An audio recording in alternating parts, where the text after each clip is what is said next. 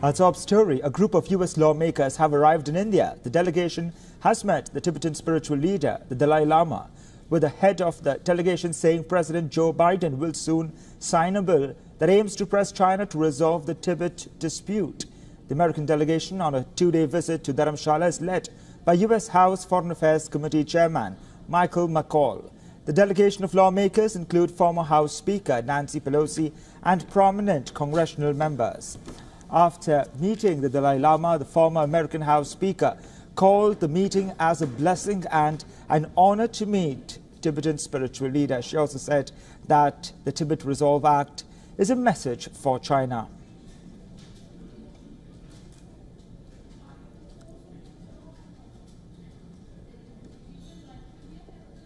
This bill is a message to the Chinese government that we have clarity in our thinking and our understanding of this issue of the freedom of Tibet.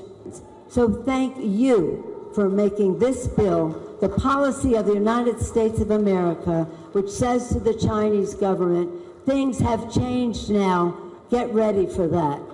And also understand this.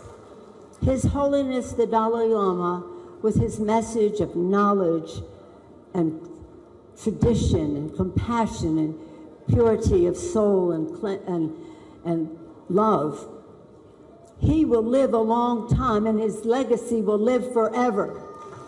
But to you, President of China, you'll be gone and nobody will give you credit for anything.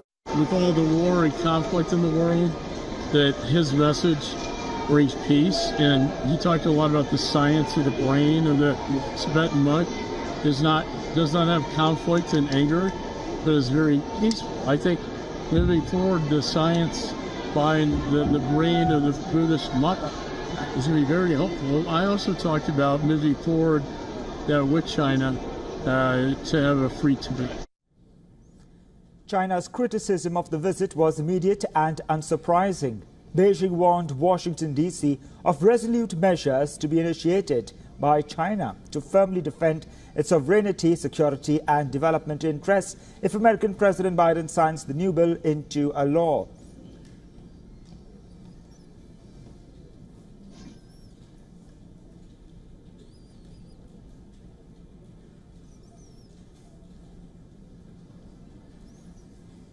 Our principal diplomatic correspondent, Siddhant Sibil, also got a chance to meet the president of the Tibetan government in exile. Take a look.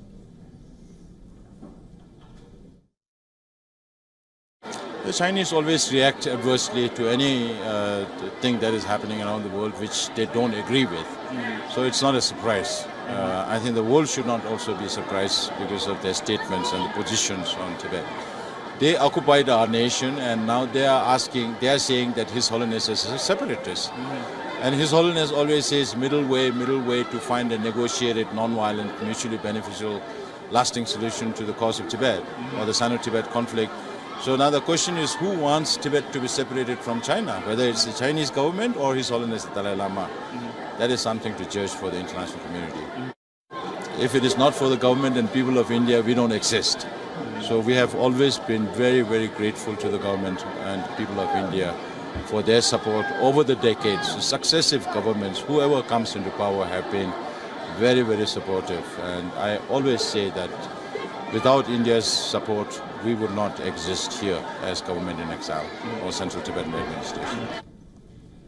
We are also joined by our principal diplomatic correspondent, Siddhant Sibil, live from Dharamshala. Siddhant, what are the key takeaways of the meeting between the US delegation and the Dalai Lama? You are reporting on ground. Do shed us light. Well, essentially, the US delegation had a meeting earlier today here in Dharamshala, exactly the place where I'm standing. There was a public reception as well.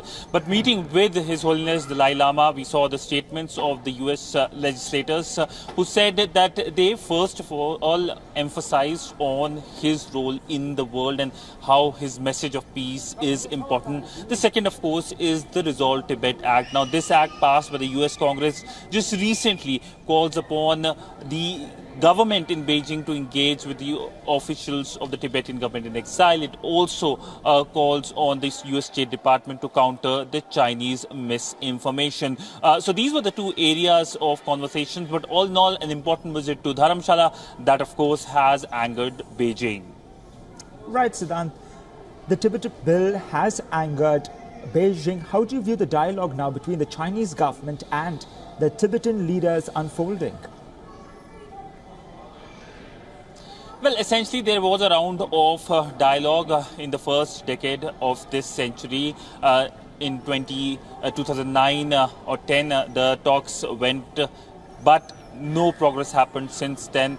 Recently, of course, the Tibetan government in exile said that there have been few conversations, but Chinese were quick to deny that. Now, we know that what's the view of the Chinese government about Tibet. They see Tibet as a part of China, as part of one China, and also call on countries to reaffirm one China policy. But that's not the case for many Tibetans across the world, including here in India, who see their homeland in occupation. So essentially, this visit of the US delegation, the lawmakers, the delegation who met Dalai Lama, was to emphasize the US Congress's commitment to the Tibetan cause. But will it make an impact on the Washington-Beijing relationship? Because we have seen nascent improvement in the relationship, but this visit can jeopardize that in a very crucial year for US when US goes to elections. Right. Siddhant Sibil, thank you for joining us on the broadcast to continue tracking for us the latest updates on Pelosi's visit to Dharamshala. For all the latest news, download the WION app and subscribe to our YouTube channel.